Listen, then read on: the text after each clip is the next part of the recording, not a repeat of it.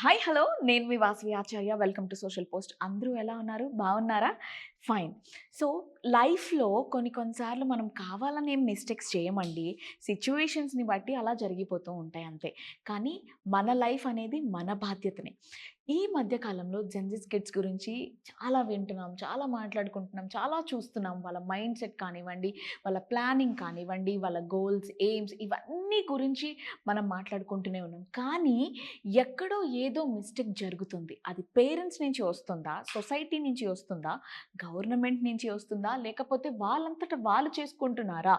Relationships అనేవి break అవ్వకుండా మంచిగా ఉండాలి అనంటే చూడాల్సిన గ్రీన్ ఫ్లాగ్స్ ఏంటి? చేయకూడని రెడ్ ఫ్లాగ్స్ ఏంటి? ఒక పర్సన్‌ని మనం సెలెక్ట్ చేసుకున్నాం లైఫ్‌లో అంటే ఎలా ఉండాలి?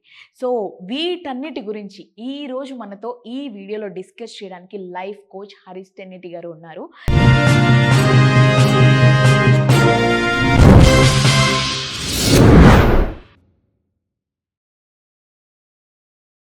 Hello sir. హలో. హరీష్ గారు ఎలా ఉన్నారు సార్? All good. బాగున్నారా? సో, నేను కూడా చాలా బాగున్నాను sir. Thanks for coming. So, last time మనం చేసిన వీడియోకి చాలా అంటే చాలా మంచి రెస్పాన్స్ వచ్చింది సార్. రెస్పాన్స్‌తో పాటు వాళ్ళు మనకి కొన్ని డీఎమ్స్ చేయడం జరిగింది. కొన్ని కామెంట్స్‌లో అడగడం జరిగింది. ఏంటి అనంటే ఒక పార్ట్నర్‌ని చూజ్ చేసుకోమని చెప్తున్నారు. బట్ అంటే వాళ్ళతో కలిసి తిరగకుండా, మాట్లాడకుండా, డేట్ చేయకుండా వాళ్ళేంటో మాకు అర్థం కాదు కదా! సో, అసలు ఏ క్వాలిటీస్‌ని చూసి పార్ట్నర్‌ని సెలెక్ట్ చేసుకోవాలి అని అడుగుతున్నారు. ఒకవేళ పెళ్ళికి ముందైతే ఇలా, మరి పెళ్ళయిన తర్వాత మేమేం చేయలేం కదా అని అడుగుతున్నారు సార్. ఓహ్! యాహ్! ఇది ఫండమెంటల్లీ తెలుసుకోవాల్సింది. హ్మ్. ఒక ఏజ్ వచ్చాక after age of 16, 17 till 31 years age ఈ మేల్, ఫీమేల్ అట్రాక్షన్స్ ఉంటాయి. ఓకే. ఓకే. ఎవరికైనా జనరల్లీ ఈ రూల్స్ అర్థమైతే ఈజీ అయిపోతది గేమ్. ఫస్ట్ వాళ్ళని వాళ్ళు అర్థం చేసుకోవాలి. హ్మ్. ఇది తెలియక అవతల వాళ్ళలో వెతుకుతారు. సో నేను చెప్పేది వెరీ ప్రొఫౌండ్, చాలా హెల్ప్ అవుతుంది. ఫస్ట్ ఏ అమ్మాయి అయినా, అబ్బాయి అయినా హ్మ్. సెలెక్ట్ చేసుకునే ముందు ముఖ్యంగా అమ్మాయిలు చూస్తుంటారు కాబట్టి అలా ఆ వర్షన్లో చెప్తే మీరు చూస్ చేసుకునేటప్పుడు మీకు అస్సలు మీ లోపల internally what is that you are craving for to fulfil. నాకు డబ్బున్నవాడు రావాలి అని అనుకోవచ్చు. ఎందుకు అది కోరుకుంటున్నావు? హ్మ్. హ్మ్. ఆర్ నాకు డెడికేటెడ్ పర్సన్ రావాలి లైఫ్లో, డిసిప్లిన్ ఉన్నవాడు రావాలి. హ్మ్. ఎందుకు నువ్వు నీ మనసులో అది ఎందుకు ఒక గోల్డ్ స్టాండర్డ్లో పెట్టుకున్నావు అనేది మనకి తెలిస్తే మనం ఎలాంటి వాళ్ళని సెలెక్ట్ చేసుకోవచ్చు తెలుస్తుంది. అవును. అవును. Okay. So fundamentally understand your self. దేనికోసం నేను చూశాను, ఇంటర్మీడియట్ డిగ్రీ రాగానే ఈ బాయ్ ఫ్రెండ్, గర్ల్ ఫ్రెండ్ దాంట్లో పడతారు. ఎందుకు? ఆ ఏజ్‌కి రాగానే ఇప్పుడు అర్జెంట్‌గా నేను ఆపోజిట్ జెండర్ యొక్క అట్రాక్షన్ ఎందుకు కోరుకుంటున్నాను? ఇన్‌హరెంట్‌గా ఎక్కడో మ్యారేజ్ టైంలో కూడా ఎక్కడో నాకు పెళ్ళవ్వాలి, పెళ్ళైన వాడు నన్ను చూసుకోవాలి. ఎక్కడో నన్ను వాళ్ళెవరో అప్రిషియేట్ చేస్తున్నారు. హ్మ్. నన్ను చూడడం, నన్ను వాళ్ళలా ప్రైజింగ్‌గా, అప్రిషియేషన్‌గా చూడడం ఆర్ నన్ను బాగా చూసుకోవడానికి ఎవరో ఉండాలి. హ్మ్. ఇది వెరీ ప్రొఫౌండ్. తొందరగా మనం దీన్ని క్యాచ్ చేయాలి. దట్ ఎప్పుడైతే నాకు నా లైఫ్‌లోకి ఎవడన్నా వచ్చి నన్ను బాగా చూసుకుంటాడని నేను అనుకున్నాను, కాబట్టి వాళ్ళ బిహేవియర్ నాకు నచ్చట్లేదు. లేదు. ఆ! ఓకే. సో ఎవరైనా డెసిషన్ ఇప్పుడు ఇలాంటి వ్యక్తితోనే మ్యారేజ్ చేసుకోవచ్చా? ప్రేమలో పడచ్చా? అనేది డేటింగ్ దాకా వెళ్ళే ముందు నాకు ఏం కావాలి? నేనెందుకు ఈ క్రేవింగ్‌లో ఉన్నాను? నాకెందుకు అసలు ఇలాంటి వాళ్ళే కావాలని నేను లిస్ట్ పెట్టుకున్నాను హ్మ్. హ్మ్. అనేది ఆలోచించాలి. అప్పుడు ఏమైతదో తెలుసా? చిల్లర చీప్ డోపమైన్‌కి పడిపోము. ఫైన్. ఒకడెవడో బండిట్లా పైకెత్తాడని చెప్పి ఇంప్రెస్ అయిపోము. ఒకడెవడో నైట్ టైమ్ 11:00 ఫోన్ చేసి హాయ్ బేబీ ఎట్లా ఉన్నావు అంటే పడిపోము. హ్మ్. మనం వీఆర్ క్రేవింగ్ దట్ లవ్. హ్మ్. అందుకని ఆ లవ్ ఒక్కటి చూపించి నేను ఏదైనా చేయగలను. ఫైన్. ఇప్పుడు మీరు ఇన్ని పాయింట్స్ చెప్పారు సార్ ఈ వీడియోలో. చాలా పాయింట్స్ ఉన్నాయి. కానీ what is mean by that చూసుకోవడం? బాగా చూసుకోవడం. ఎగ్జాక్ట్‌లీ. అది డిఫైన్డ్ అవ్వరు. ఆ! అదే వాళ్ళకి తెలియదు. చూసుకోవడం అనగానే సినిమాటిక్‌గా చూపించినట్టుగా అనుకుంటారు. ఇప్పుడు ప్రేమలో ఉన్నప్పుడు బాగా చూసుకోవచ్చేమో. నిన్ను స్కూల్ కాలేజ్ బంక్ కొట్టించి బండి మీద ఎక్కించుకుని సినిమాకి తీసుకెళ్ళొచ్చేమో. అది బాగా చూసుకోవడమా? అలా ఫీల్ అవుతారు. సార్ నా ఓకే. కోసం అంత చేస్తున్నాడే అని ఫీల్ అవుతారు. తర్వాత మ్యారేజ్ అయ్యాకో లేకపోతే రియల్ లైఫ్లో పడ్డాకో బిజీగా ఉండో లేకపోతే కావాలనో బోర్ కొట్టేసో ఆ హార్మోనల్ సర్జ్ అంతా అయిపోయో నార్మల్సీకి వస్తారు.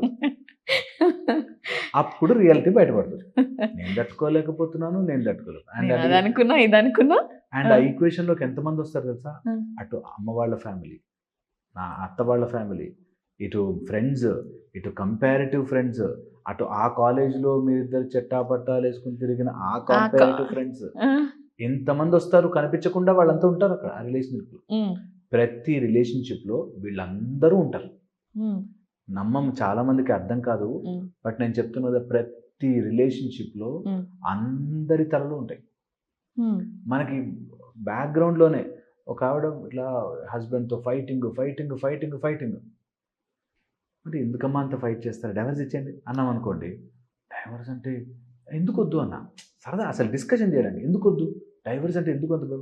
అందరూ సొసైటీలో మనం బ్రతుకుతున్న సొసైటీ అంతా ఉందా రిలేషన్షిప్లో, అందుకని భయపడుతున్నారు. సొసైటీ ఏమనుకోకపోతే రెడీ అందరూ. సో ఇంటర్నల్గా వీళ్ళందరూ రిలేషన్షిప్ని అట్లా నడిపిస్తూ ఉంటారు. నేనంట డైవర్స్ ఇవ్వాలా వద్దా కాదు పాయింట్. ఫండమెంటల్లీ నువ్వు ల్యాకింగ్ నుంచి నీకేదో రావాలి రావాలి రావాలి అనే దాని నుంచి ఆపరేట్ చేస్తే నీకు ఆ ఇచ్చేవాడు ఏదో రోజు ఇవ్వడం ఆపేస్తాడు, తట్టుకోలేవు. ఇప్పుడు మీరు రిలేషన్షిప్ అంటున్నారు సార్, డైవర్స్ అంటున్నారు.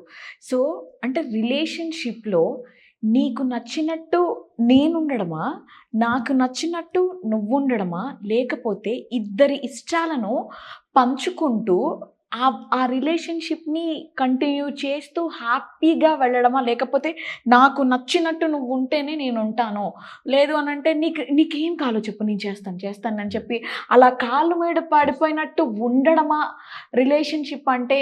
అంటే 90s నుంచి దాని ముందు తరం నుంచి రైట్ నౌ జెన్జీస్ వరకు ఉన్న ఒక పెద్ద క్వశ్చన్ మార్క్.